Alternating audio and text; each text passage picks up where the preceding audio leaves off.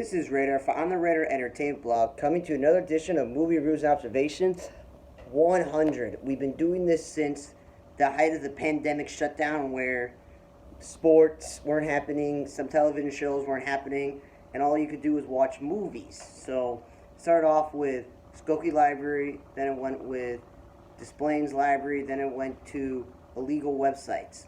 So, we're now at this point where I'm renting back again libraries movie that they don't own. So the first movie I watched was Beyond Skyline with Frank Grillo. And for somebody who goes, okay, why am I watching a movie from 6 years ago? Because I try to watch all the recent movies as soon as possible that they're on DVD, finishing 19 and 20. You're like, okay, well, here's the thing. This movie came out 6 years ago, and the reason I watched it was because when making the list, there was a movie that came out within the last year or two for the newest Skyline movie. And I'm like, oh, there's a third one? Okay, so let me look. Oh, there's a second one. Okay, I know I watched the first one years ago with the likes of Donald Faison and some other people, but it's been a while since I've seen that, but that was a good sci-fi movie, so I was like, I don't know why they made it a sequel, or now a trilogy. So this was basically Frank Grillo's son is kidnapped by aliens. He's a cop. He works with like a CTA official, like a New York Transit Authority person, which I don't get. Society of people who've been trained in the martial arts and they've been ready for this, and they're trying to take down these aliens who are trying to take over the world. And it's got the typical great cinematography, it's got the great sci-fi effects, aliens, and fighting. And it was pretty good for an hour and 40-something minute movie based off the original movie. It wasn't as good as the original, but Frank Grillo, I'm usually seeing this guy playing corrupt cop, thugs, bad guys, corrupt law enforcement agents. So it was nice to see him actually be a cop who may have been suspended or on leave, trying to stop this alien attack because they took his son. He has an adult son, in which I'm like, okay, I guess he had a kid when he was very young, and it was not bad. I didn't think it was the best movie, but there was enough fighting scenes, enough aliens, enough sci-fi elements and stuff like that, alien weapons, that overall I can't wait to watch the third one because I don't know what they're going to do going forward, because obviously in the second one, if I remember the first one correctly, they beat the bad guy, of course. And the third one, it looks like they're going to set the fight going forward, taking it to the aliens, I guess, so that's going to be interesting to see. But yeah, if you haven't watched the original, watch the original, and then go back and watch the second one and the third one.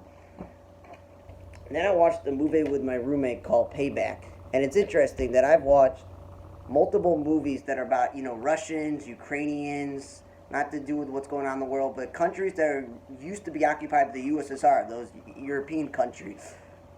And this movie is some dude who works in like a finance thing and stocks and brokers and stuff, and he kind of knows that, his boss's boss is a little shady and kind of a mafia gangster sort of thing.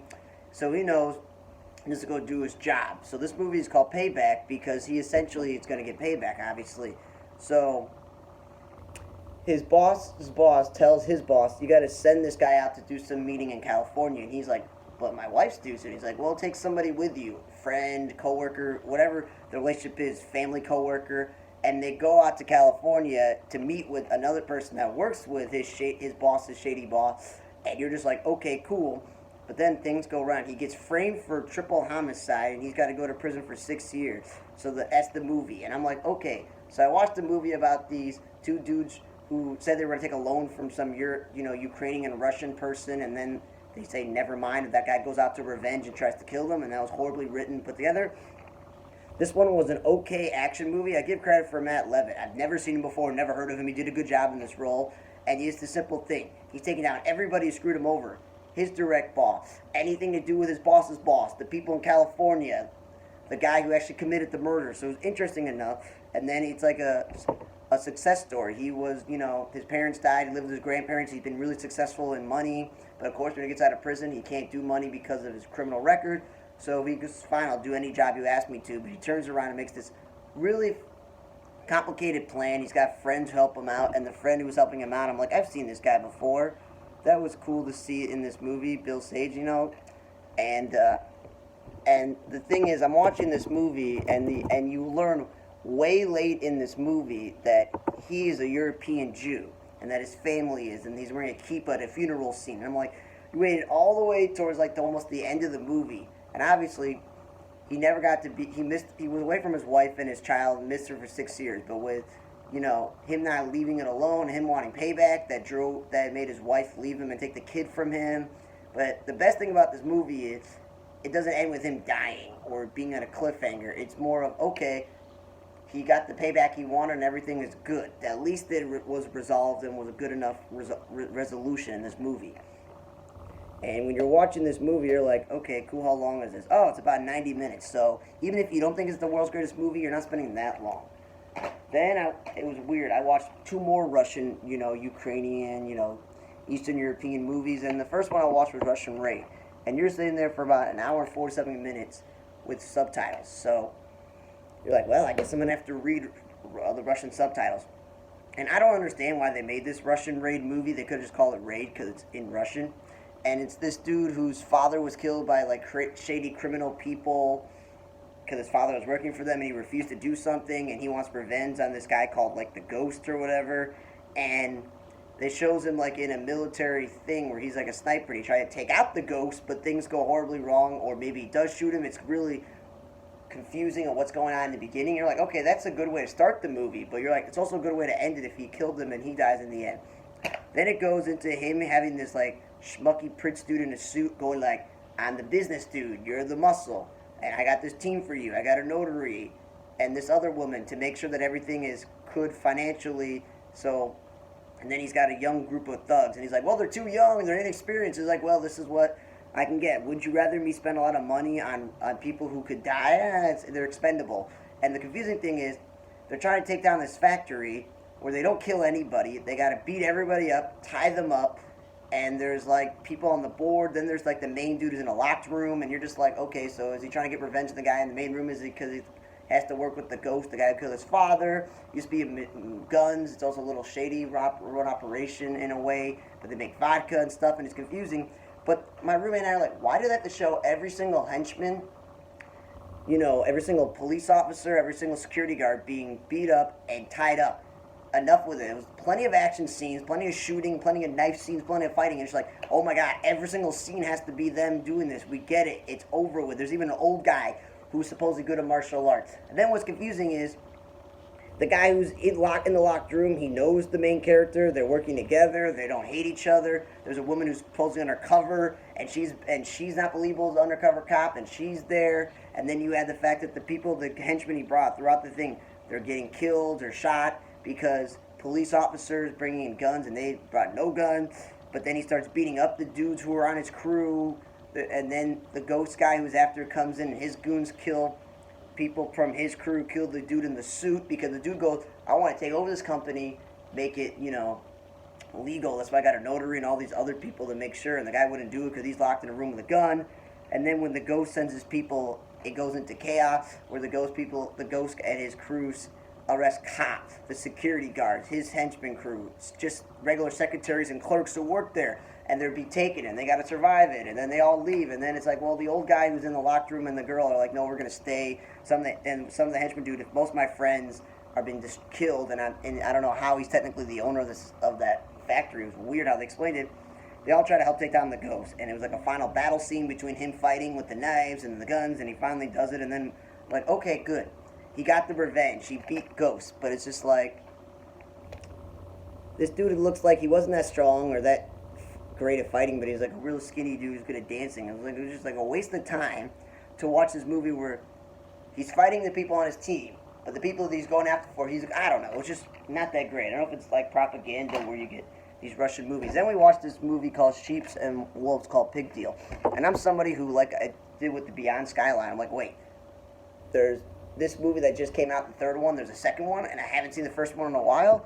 So I was like, great. So this movie has original movie about pigs and about sheep and wolves, where this bunny is like a gypsy lady who makes all these potions and stuff, and she's narrating saying, oh, this wolf, I turned him into a ram, and he lived amongst the sheep, the ram, and the farm animals, and realized that wolves shouldn't eat these farm animals, and they should live in unity, and they're this one community where they all live together, and that he and his wife are there, and blah, blah, blah, and at least she fills you in.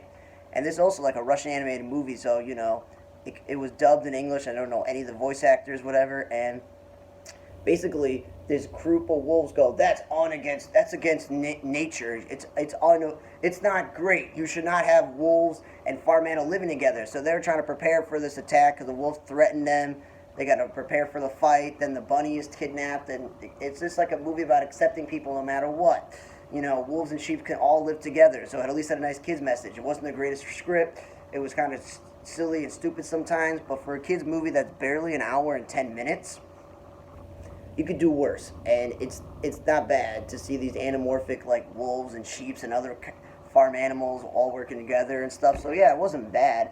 I just like don't like watching a movie where like, oh wait, I should have saw the first or second one, whatever. But yeah, at least they gave you a narration at the beginning and narration at the end. So yeah, it wasn't bad. Then I watched Do Not Reply, and I'm sitting there like, okay, so this is like a lot of other horror films where, you know, you sit there for 90 minutes and you're just like, cool. And at the end of the day, you're like, okay, so this is a typical movie where this girl gets kidnapped and she's trying to get out of there. And the girls who've been living there for a while have this like the syndrome of like where the kidnapper, they like being there. They in love with him. They don't want to leave. And you're just like, okay. She's like, no, we gotta get out of here. And she's trying to get out, but when she gets out, it starts screwing the other women because they get killed and destroyed because this guy's been kidnapping people for a while, has killed a bunch of them. And by all the stuff that she does trying to get out, it risks everybody else. And I want to say this, I'm glad that Carrie met her, the daughter of Jason, you know, Jason from SEAL Team. Jason Hayes, his daughter, they wrote her out when the wife was killed off, and they haven't really seen her since, so they're like, okay.